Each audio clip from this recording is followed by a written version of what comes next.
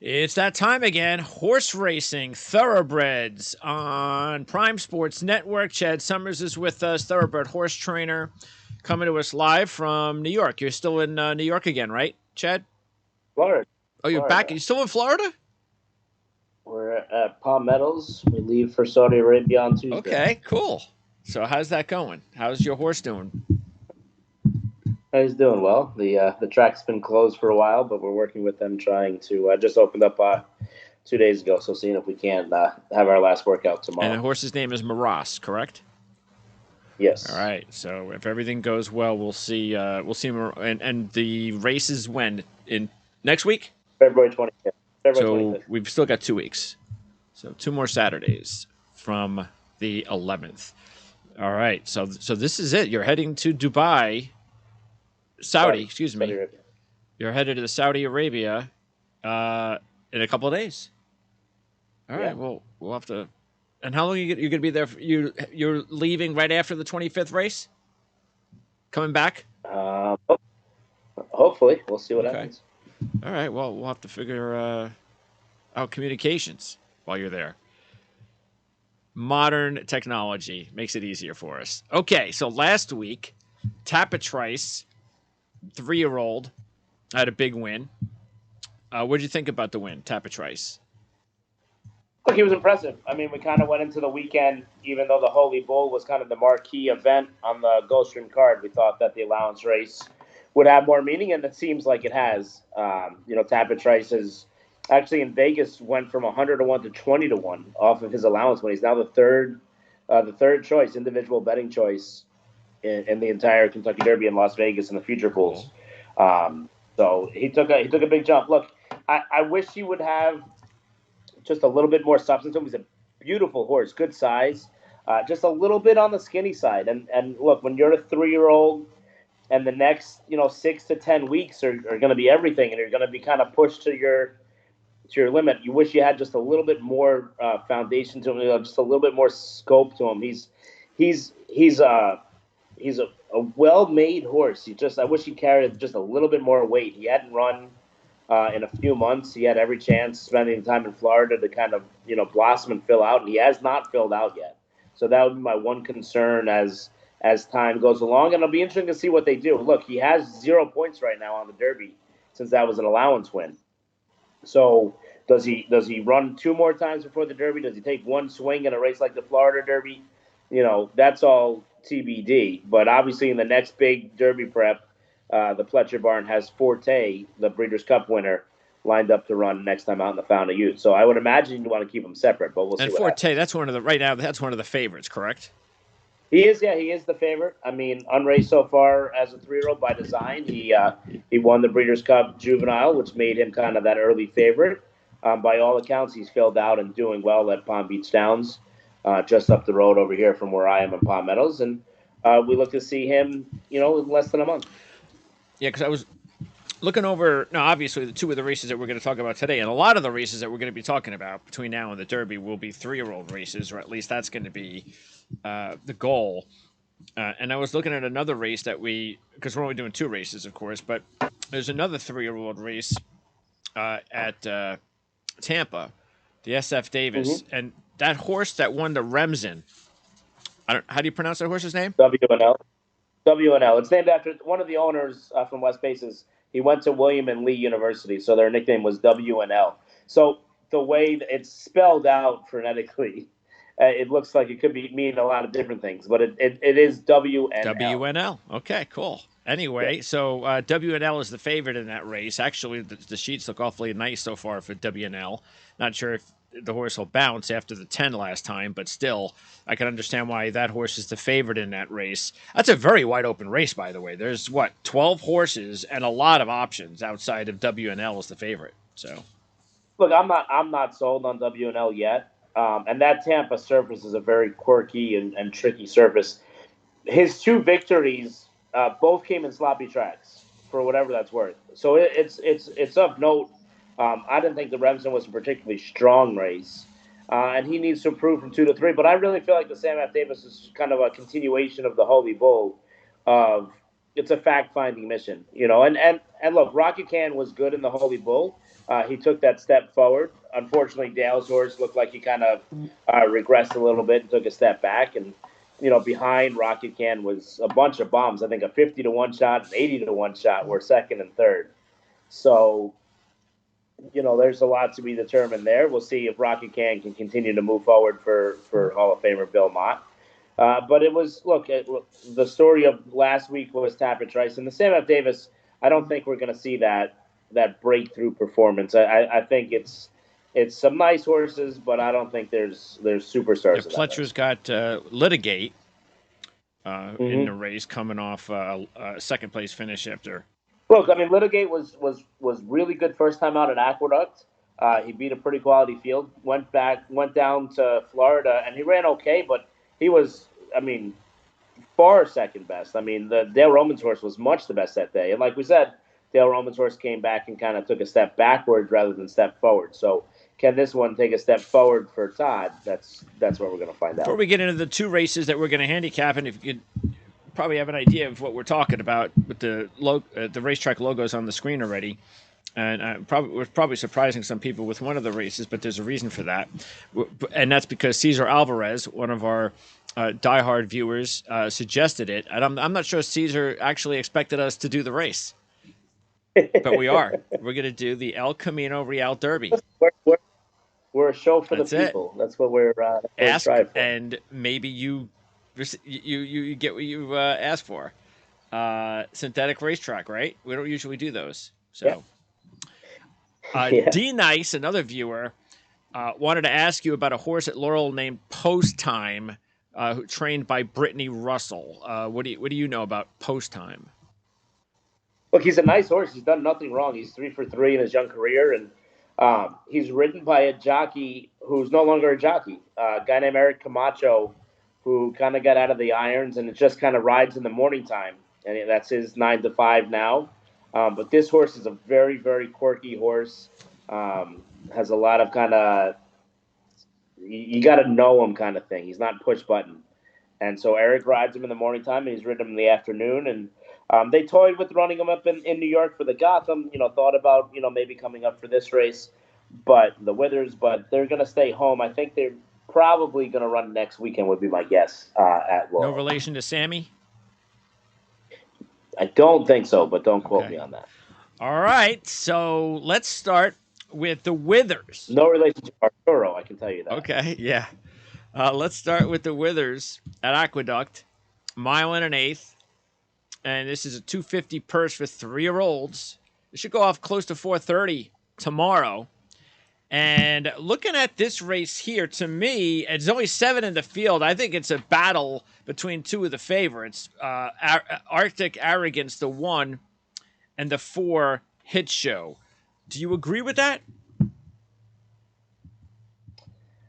Well, there's an unknown in the race. There's a horse shipping up that wasn't in the original field last week, and that's the horse for Bill Mott. But when you start with Arctic Arrogance, done nothing wrong. Look, never been worse than second in 5 career starts.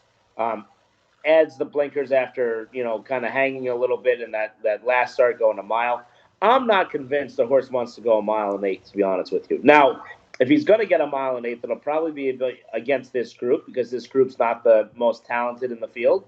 But yeah, I'm not convinced that Arctic Arrogance is Derby material. So he needs to, even though he's run well in stakes before, he needs to take a step forward to me. Yeah. If he runs a similar race to last time, it's not going to be good enough, in my opinion. And, when you talk about Hit Show for Brad Cox, look, this was a horse that was entered to run against Arabian Night and wisely scratched out of there. Arabian Night was much the best a couple of weeks ago. To come here and run here instead. I have a feeling that this is an interesting horse because on the sheets, visually, me, first time out at Keeneland was very, very impressive. And he got a really, really high number on the sheets, right? What was his number first time out on the sheets? Hit Show? Well, Hit Show was 20, which is not all that great, but the sheet line, 20, 16, 13 is really impressive. Yeah, no, I mean, look, he can take the step forward. Does he want to see out the 1 mile and 8 distance? That's what we're going to find out.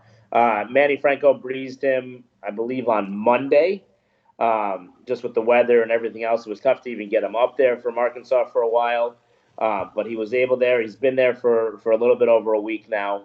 And look, I mean, Brad Cox certainly has had his fingerprints all over this 3-year-old road to the Derby. So you can certainly see Hit Show making a big impression. Between the two, I would prefer Hit Show over Arctic Arrogance. Now, what Arctic Arrogance has on the sheets, at least, does have back-to-back 12s coming in. And as you mentioned, not only first or second in all 5 races, but 4 of those races right there at Aqueduct. So, yeah, no, has that advantage for sure. But like I said, I mean, they're adding the blinkers. He's worked with the blinkers. I watched him work with the blinkers. He's not a really eye-catching horse in the morning time that's really going to knock your socks off. He's just very workmanlike, very very professional for a young 3-year-old. But at this point, I want flash. I don't want the offensive lineman in the trenches. I want some flash, and I don't see flash from Arctic Arrogance. Yeah, Prove Right looks like a 1-race horse. That's it. That was the one at Laurel a couple of starts ago. You mentioned going 5.5 furlongs. Jungfrau, the Mott horse. Yeah, I mean, he'd be the one. Look, he'd be the one. He's never crossed the wire first. Okay, Yeah. He was actually second last time in a rare display of inquiry with Jose Ortiz and Irad Ortiz. Irad was aboard the winner. Expect more for Todd Pletcher, who's a very, very, very highly thought of horse. They really like him a lot. He's still a maiden, and he disappointed the other day, but he's a horse that later on down the road is one that you should definitely keep in mind and keep circled, because the barn's very, very high on Expect More. He's one of their top, probably 3 or 4 3-year-olds in their opinion from what they've seen. So it was probably the right disqualification. I did think that Irad kind of crowded Jose, and I think it cost him the win. Where the ceiling is for Jungfrau, we're going to find out. But he's the one I want in this race because I think you get the best odds on him. And right now, Bill Mott can do no wrong. I mean, he won the Pegasus with Art Collector, pulling the upset. Came back last week and was first and second. Rocket Can was a horse we talked about that kind of figured in the Holy Bull, and he's second with Shadow Dragon, who's 50-1. So, I mean, if you're Bill Mott, you're in a very good spot right now. To ship this horse up from Florida, I do think horses have the advantage. They obviously didn't miss any training or anything like that. Hasn't had any interruptions with the weather, so it should be a little bit of a benefit shipping up to New York this time of the year. So, at a slight upset, he would be my top selection. Yeah, the only 2, warning signs would be out of the 3 races, his worst race was at Aqueduct, and the race at Aqueduct was at 1 1/8. So that's the only warning sign there for Jungfrau. But just listen, at this stage, and we've talked about this before, horses grow and change so much as they mature. So that especially over 3 races. Yeah, I mean, even though it was only a few months ago, it's been a long few months in that horse's career, and I think he will have improved. I'm willing to just kind of ignore that and throw a line. 90% Maddie, the 8-1 shot. The sheet line looked pretty good the first 3 races, and 14 last time out. But this horse has just basically been at Parks. That's it. I'd say 50-50 that he runs. There's a chance he might scratch and run a Laurel. The Laurel race is a mile. I think it's a little bit more suited to him. He's coming out of a 7 furlong race over there. Could run, could be a little bit of be involved early on. Butch Reed does a good job, but I got a feeling he's probably not going to run in this race. General Banker got off to a slow career start the first 5 races, but then the last 4 races, including the last 3 on dirt, have been 14, 14, 15. So there have been some improvements, but the sheets not very kind compared to some of the other favorites in this race for General Banker. And a nice horse. I don't agree with this move, going 1 1/8, keeping him on the Derby Trail. He's a nice New York bred. He was very good winning the $500,000 Stallion Series race. He ran okay last time, but I feel like he was more of a suck-up third than a really, top-notch third. And the water's just getting deeper here, and I really don't think he wants to go 1 mile. And then at Andiamo Ferenzi, or A Ferenzi, did run at 12 in October, but 20 last month, and that was at Aqueduct. 0 for 2 at Aqueduct. So the question the question with this horse, and look, he was entered 2 weeks ago in a 6 furlong race, and it was the only one entered. But that was their plan, was to go 6 furlongs. So now he's going a mile and an eighth. That's not something you often see, right? Maybe Spectacular Bid would be the only one that comes to mind. But I think at the end of the day, the thing about him was when he ran last time out, he's a speed horse. He's a naturally fast horse and a confirmed speed horse. I have no idea what they were thinking last time, other than maybe they weren't sure he can go a mile, and they were trying to rate him. He didn't want to be rated. Now, if you look at the field, he can make the lead, and he can make the lead comfortably. With Kendrick Carmouche hurt, Frankie Paddington's gonna ship in and take the mount. I want to see the horse go to the lead. I don't think he can win. I don't think he wants to go a mile and an eighth, but at least give the horse his best opportunity to win. He should be in front by 2 or 3 lengths the first quarter of a mile.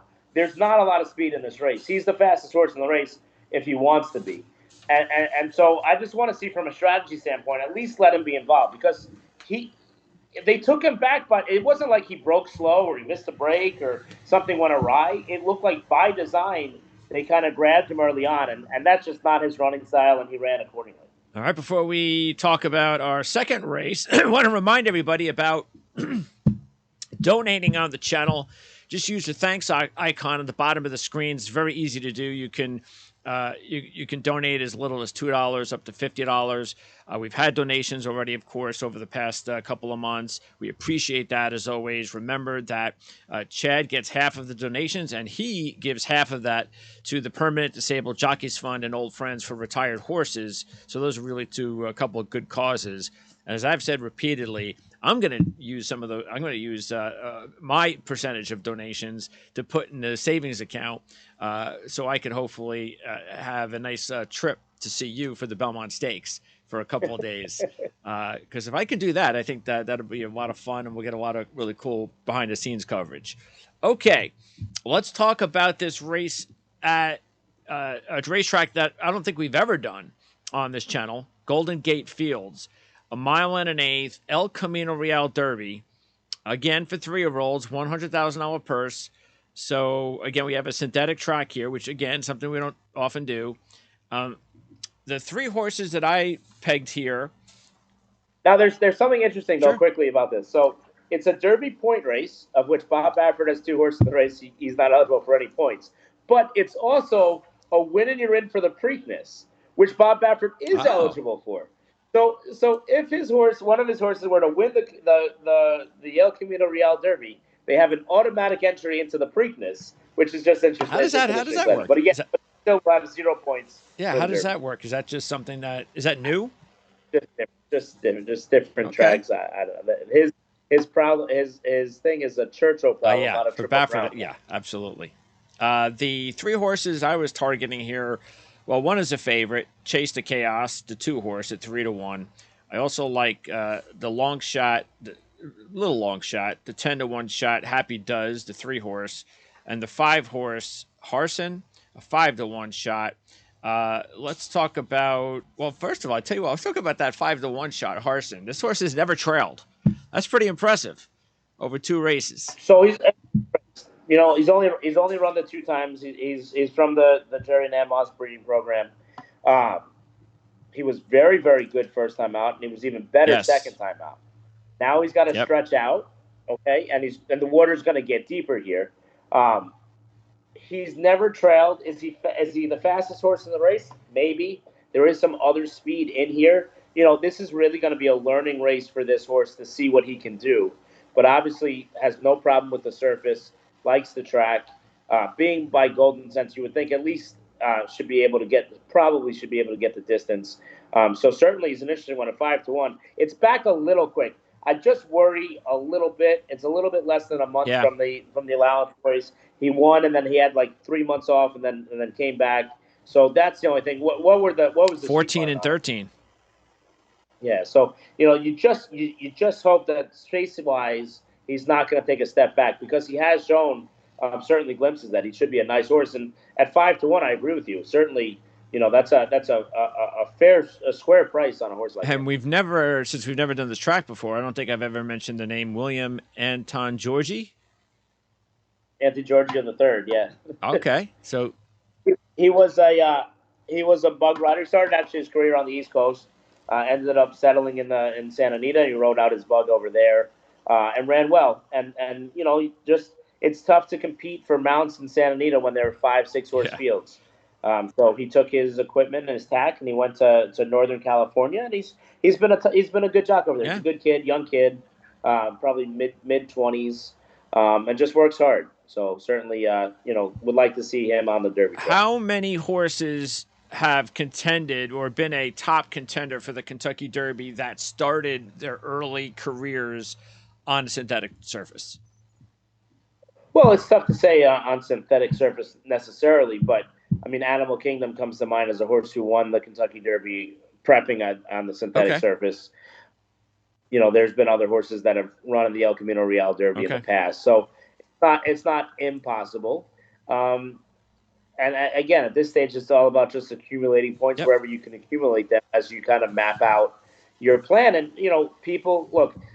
The horses you see here are horses that are based in Golden Gate, right? Like the favorite, like you mentioned, what was that? Seize the Chaos, or what's his name? Chase the Chaos.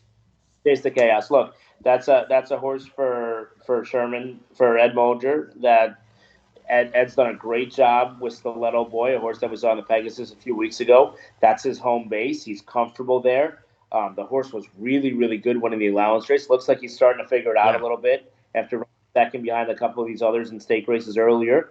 He's a horse that figures. Then you have Bob Baffert, who ships in with 2 horses. Look, you got to start separating your string. So is this his A team, his B team, his C team? Probably not.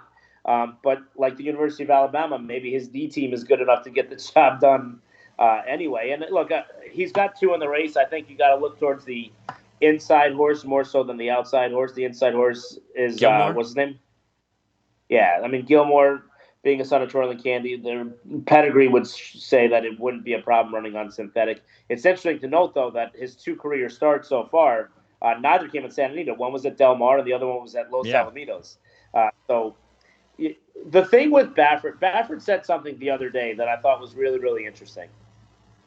Because aside from all the nonsense going on in Kentucky about the he said, she said, Automax, blah blah blah. At the end of the day, nobody can deny the success that Bob Baffert has had, especially in these Triple Crown prep races, these Triple Crown races. Even if you disqualify Medina Spirit, he still has 6 victories in the Kentucky Derby, so he knows how to get there. And the thing that really caught my eye was he was talking about Arabian Night, who's one of these favorites for the Derby. He's 2 for 2. He won the race at, I think, the Southwest the other day at Oaklawn.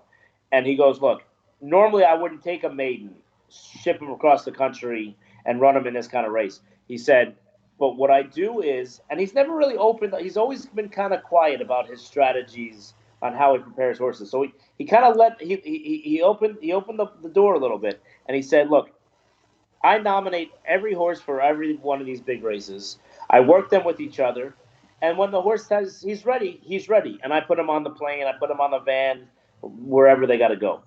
So to me, Evers hasn't run since, I think, December. He's been off for a few months. Yeah. The fact of the matter is, maybe now he's ready. He's ready for this opportunity. And I mean, his stats are, I think he's 30% or 35% off a similar layoff, which is just, I mean, mind-boggling, whatever. But it's true. When you have an embarrassment of riches like he does, hey, you know what? Maybe he breezed the set before Arabian Night. He looked okay. Then Arabian Night, okay, that one's doing better. Let's run him here. Yeah. So maybe now this is his turn to shine. And it's one of those things where whether it's a synthetic track, whether it's whatever, if it's a Derby prep race and Bob Baffert's in the race, you have to take notice. Of course, and you can't sit there and say, "Oh, this horse has no chance, no business being in the race, and everything else." So I would think, even if on paper you say, maybe I prefer some of the other horses in this race, you do have to respect the Bob Baffert factor in the race. Yeah, the only negative is the 4-1. But look, 13 first time out, and then 14 with a win second time out. And this is going to be the 3rd different track and the 3rd different rider for Gilmore. So, But I mean, look, I mean, he's bringing Jose Valdivia with him, who's a Southern California staple. He leaves Southern California to come here, so he's giving up a day of business. Obviously, it makes sense to do it when Bob Baffert says, oh "Hey, yeah, you want to come over there?" It makes sense. yep, But look, 4-1 on a Baffert horse in a prep race is not something you often see. yeah, Normally, they're 3-5. true. So 4-1 is actually probably a Especially with fair those bet. numbers, yeah, 13, Yeah, I mean, 14. look, That's good. it's interesting to see where he stacks up with these other local horses. And like you said, I think you highlighted on a couple of ones that make sense. As far as the third horse you mentioned, Duche Happy was it does. Happy Does. The problem with Happy Does to me is he's had a lot of races. Yep. He's just kind of he's there. He's run well enough, but he's like a yeah, but even when he defeated Sherman's horse, it was a few months ago. He's run since then. He's run a lot, and I just kind of prefer the fresher horses right now. Yeah, the reason Happy does is two. Obviously, one is the odds because always looking for a way to make some money. But the other is that once the horse moved into Golden Gates on synthetic, he's gotten better each time out. 19, 17, 15, 13.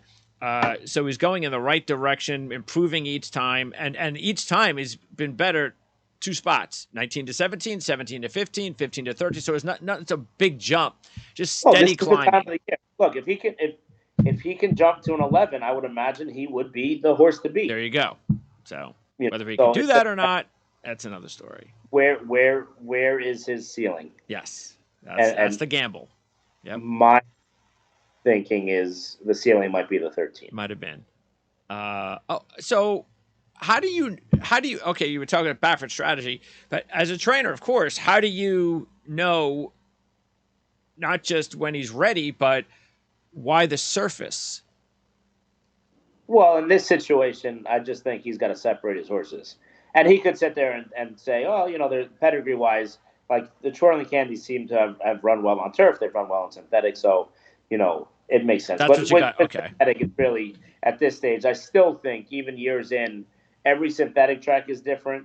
And so it's just all still a learning process. I don't think it's – I used to think that it was turf horses ran well there. Now it's just – it seems like every track there's different strategy involved. So I couldn't say for sure, okay, well, this is whatever, so we have to do that. So, by the way, before we move on to the other horses, Chase the Chaos, similar to Happy does, changes trainers, goes to Golden Gate, 21, 13, 12. So that's been his climb over the three races so far at Golden Gate. But Chase the Chaos is 3-1 compared to Happy Does at 10-1. All right. The other Baffert horse is Nolar Boar. Espinosa on board. 6-1 shot. Never been on, just like the one horse, never been on synthetic. The sheet line is good, but there's a couple of issues. One, went from a 31-28, which is really bad, just two bad races back to back. Then explodes with a 12 last time out at Santa Anita early January, almost goes wire to wire.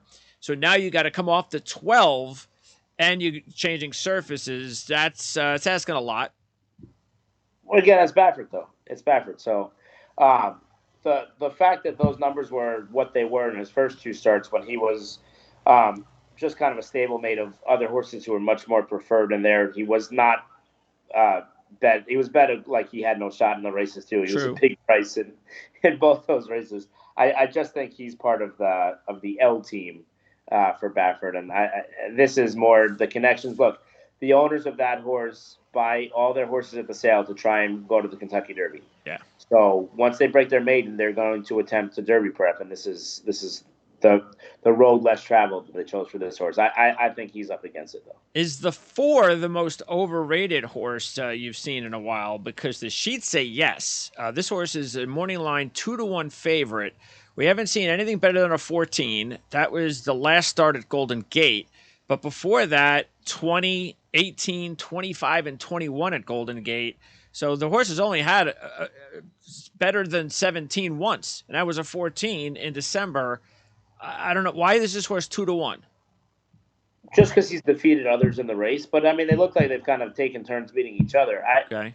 I mean, he has some experience edge. Maybe the distance, he has a little bit more, um, that less concerns about the distance. But Yeah, I'm not a fan. I don't think this horse is going to go off as the favorite. So I'd much rather go with Gilmore even than the 4.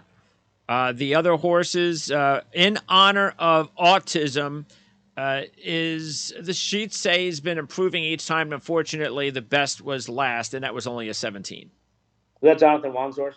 Yes. Yeah. So I mean, that's the Jonathan Wong factor. But Jonathan Wong has left. Most of his horses have left California. This horse was a very, very inexpensive purchase, and he broke his maiden, I think, for 16, and he's running starters. This is the water's much deeper here today.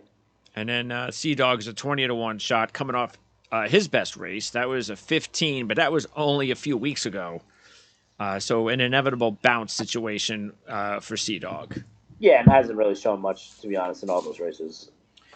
All right, so that'll wrap. Now I'm gonna let you go, but I'll run down this SV Davis for the viewers, and we're gonna talk to you. I don't know how do we do this now while you're away?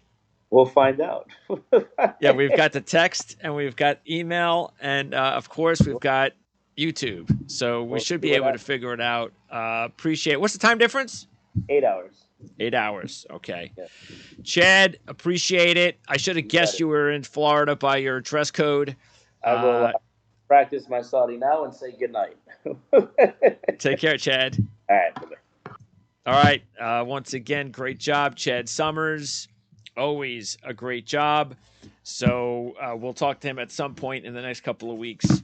And let's see, what is coming up in the next couple of weeks, by the way? We've got February 18th, which is next Saturday. There's Fairgrounds graded stakes races, including the Risen Star and Rachel Alexandra. So those are, and they also have a couple of grade 3s. So there's some good racing at Fairgrounds next week. Laurel has a couple of grade 3s. And I think that's about it. Oaklawn has the Razorback. That's a grade 3. So not a great card next week, but it looks like we might do Fairgrounds. And then in a couple of weeks when Chad, by the way, there's a Breeders' Cup race in February. Wait, is that a Breeders' Cup race? Why am I saying Breeders' Cup race? Is that really? Oh, that's in Japan. Grade 1. That's one of those races that when you're looking at the Breeders' Cup cards, like when you should be, like at the end of the summer, you look back and you go, boy, there was one of those races all the way back in February in Japan. The racing in 2 weeks when Chad is going to be in Saudi Arabia, you've got the Rebel. That's probably the big racing is at Oaklawn Park, including the grade 2 Rebel. There's also a grade 3 at Santa Anita and a couple of stakes at Aqueduct. So, not a whole lot going on over the next few weeks on the 18th and the 25th. But it looks like things are going to pick up big time with Gulfstream Park on March 4th. Tons of stakes racing activity there, including, of course, the Fountain Youth. So that's when, and then you take a look at Santa Anita, and you've got the Frankie Kilroy, a grade 1, and the San Felipe and the Buena Vista as well. So March, yeah, that's when we really start getting serious. And we're also trying to set up, and we'll put it together, a interview where Chad is going to be interviewed with Mark Lawrence. Of course, if you're familiar with this channel, you should be familiar with Mark. He has his YouTube channel, Playbook Experts. Of course, he has his website, playbooksports.com. You can see it right there on the screen. And Mark is going to interview Chad. Chad being a big college basketball fan, we're just trying to pick the right dates in March.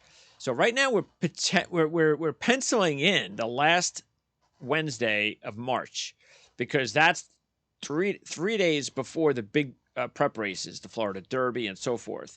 So that's also just before the Final Four. So we're penciling in that as the potential, but we might also try to give him a second option somewhere 2 weeks before that, like when you're really getting started with March Madness. So again, keep that in mind. We'll remind you. Check it out.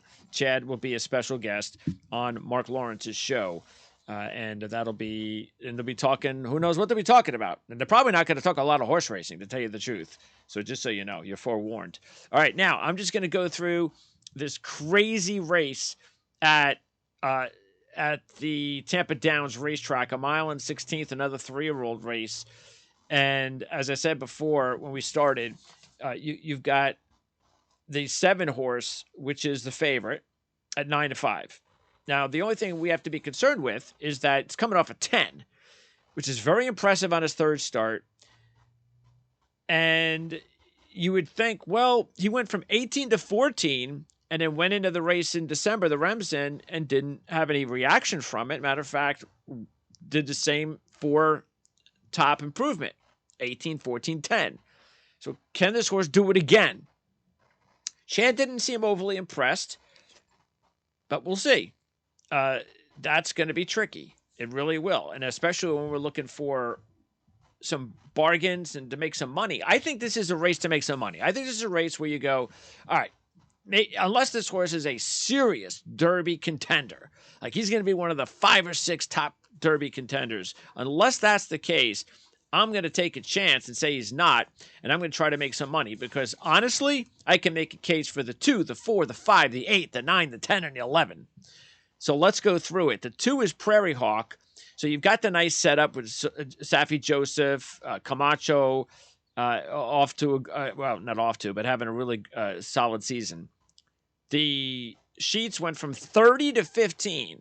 So you knew going into that race about, what was it, about 3 weeks ago, almost a month ago, the last one at Tampa, that the horse would bounce. And he did. Bounced from a 15 to a 17. But the horse did win the race. So, and you're getting 6-1. All right, and the horse is 2 for 2 at Tampa. So that's why I'm saying, hey, Prairie Hawk, if you like him, that's what you got going on for Prairie Hawk. And a few of these horses, the odds are going to be in my favor. I'm not going to take any horses probably in this field that are 4-1 or less. I'm just going to roll the dice because there's so many options of potential contenders. And then, of course, the top 2 favorites to win the race, and I'll get screwed anyway. All right, now we go to the 4, Laver, a 15-1 shot. And the sheets say, yeah, why not? The horse has improved all 5 races, including the last 3 on dirt. That was 17 in October, 16 in November, and 14. Now that happened, New Year's Day, I believe. And so even though the horse has only won once, it's 15-1 for a reason. You see that? Get it? The sheets say, keep an eye on Laver, improved all 5 races, 14 last time out. Groveland, but as we just said with the other race, maybe the horse is peaked at 14. Groveland is another interesting long shot at 12-1 because he's got 3 races over Tampa in the money, all 3, including a win.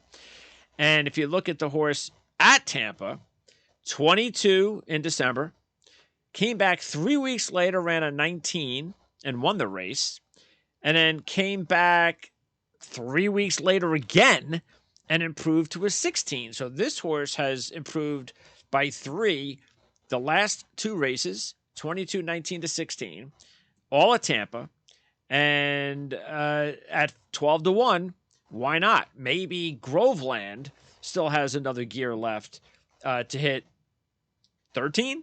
Now, is 13 going to get it done? Probably not.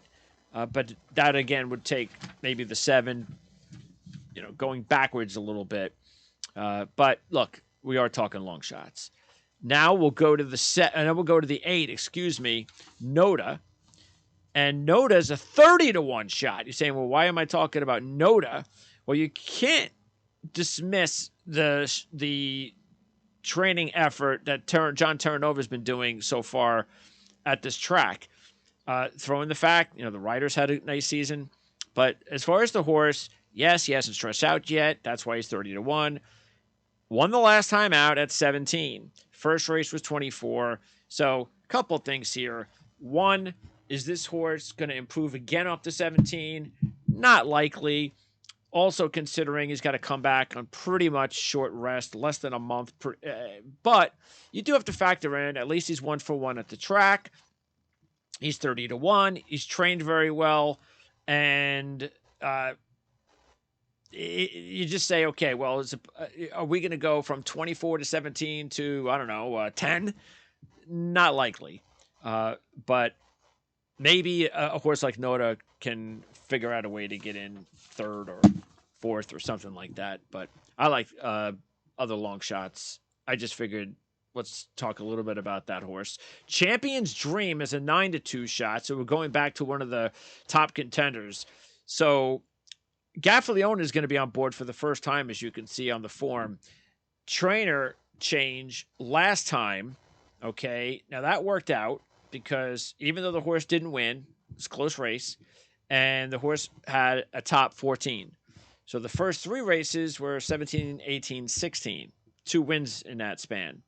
So trainer change, moves to Tampa, 14. So the question then is, does the horse, or do you believe the horse might benefit even more with the distance? Maybe. It's a little bit of a guessing game. Unlike some of the long shots we talked about, this one is close to 4-1. So now we're getting to that point where I'm not sure. I'd rather take a chance with a couple of those other long shots maybe than Champion's Dream. But at 5-1, 6-1, Champion's Dream and Prairie Hawk, I could see some possibilities there. All right, Dreaming of Kona, another long shot at 12-1. Starts off with a 14. Very nice. Win. Very nice. Nice start. Goes to Tampa. Not good. 18. Finishes third. But not a surprise, really, after the 14 first time out. Comes back with a 13 at Gulfstream. That was January 1st. So that was pretty impressive. So really, this horse in 3 races has a 14 and a 13. Now you might say, well, we're going to get a bounce, right? I'm not so sure. We're at about 6 weeks now. So that's about the cutoff line. And the other thing is, we've already seen this horse with a 14. So now we've got a 13. This is a long shot that I'm maybe thinking about better than the other ones because of that. Now, the trainer-rider speed scenario, it's not Jordan. But the thing is, that's probably another reason why the horse doesn't get the credit that it would if we had a little bit more talent in those areas. But 12-1, it's a nice possibility there at Dreaming of Kona. Litigate, this is the Pletcher horse we mentioned before. Saez also on board, by the way, for the first time. Pretty impressive. First 2 starts, 15-14. You like that. The 14, last time out of Gulfstream. 5-1. Now, once again, this horse winds up going down 2-1, 3-1, 4-1. Not interested. I'm going to try to make some money. If I can get this horse at 5-1, I'm definitely interested. Matter of fact, if I'm looking at those 6-1, 5-1 horses that we've gone over, I might actually put this one at the top, Litigate. But with Pletcher and Saez, do you really think we're going to get 5-1? I don't know. I doubt it, even with the 12-horse field. And Zydeco, that's the 12-horse, a 20-1 long shot. So here's the reason we're talking about this horse. 5 for 5 in the money with 3 wins. Won an allowance race already. Not a lot of these horses have, by the way. 1 for 1 at Tampa. Now, the horse hasn't gone this distance, but that's okay. Some of these other horses haven't really done that either. But look, the horse does have 3 7-furlong races. That's not too bad. In the first 4 races last year, the end of the year, only had 1 decent race. That was a 16 at Gulfstream in October. The other 3 races, no good. But starts the year in Tampa a month ago in that allowance race, in that 125 race, and has a win, almost goes wire to wire, actually does go wire to wire, wins the race on a 15. So the couple of things. One, we talked about, what does the other horse getting 6 weeks? Well, this one's getting a month. So not ideal regarding, are we going to see a bounce? Because the previous 2 races were 22-23. But we do have the 16, at least, to go on as well. So it's not, and it's a month, a solid month. So yeah, there are some signals of dangers with gambling on this horse, but you're getting 20-1. That's the ticket. That's why out of the long shots, this one has to be considered. So if I look at the long shots we've talked about, Laver, which the sheets say yes, Laver is the best long shot. Groveland is also good. We've talked about Groveland. Noda, not so much. And I'm not going to put Dreaming of Kona in there. And Zydeco. So out of those, to tell you the truth, if right now, if I had to make the call, I might actually make the call with Zydeco. I might actually do that. I'm not overly impressed as well with the Tryon or Rider combo. I'm not happy about the 12 post position too. Matter of fact, the post position situation might actually be what ultimately kills the chances of the 12 when you compare it to where those other two long shots, the 4 and the 5, are going to be starting from. But just keep an eye on them, and you make your call.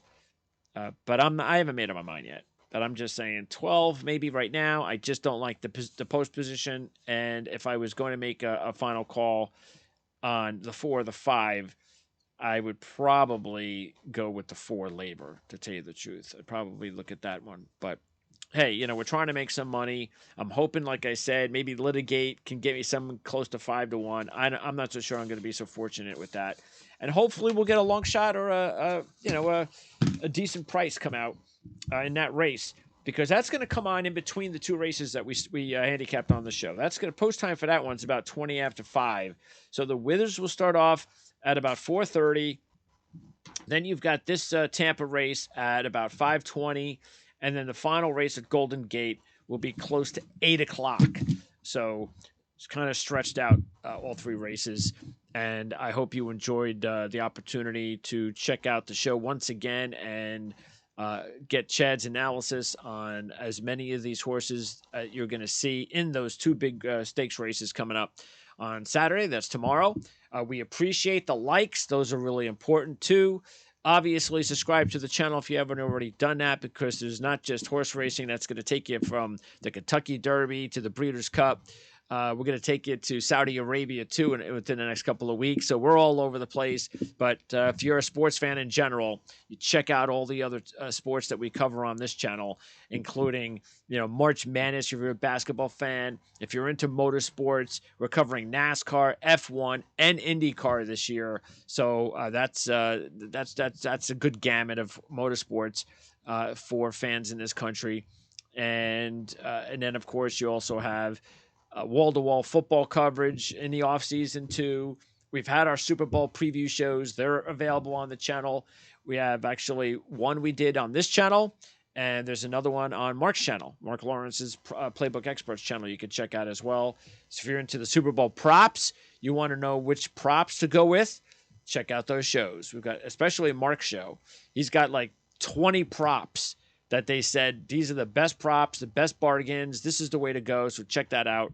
On our Super Bowl show, we went over about the top 2 or 3 out of the 20 that Mark talked about on his channel. So if you're into that, check it out. And of course, once we get through the best maybe time of year in sports, which is April, that's when you got April, May. That's when you got the Derby Trail and the Derby, and you have baseball starts if you're a baseball fan, and you got the NBA and NHL playoffs if you're into that. March Madness is going on. It's just a tremendous time, and the NFL draft in April. It's just a great time. It's my favorite time of year, really. Late March, actually March to I would say May. Those 3 months are my favorite months of the year outside of the September to January football season for the NFL and college football. That's me. What about you? What's your favorite time of year? All right, so that'll wrap it up. Again, thanks to Chad. Next time we talk to him, it'll be in Saudi Arabia. Hopefully we won't have any problems hooking up there. And let us know what you think. If you have any more questions for Chad, I'll pass it along. Good luck to everybody for all 3 races, especially the 2 that we handicapped with Chad. And we'll talk to you again real soon.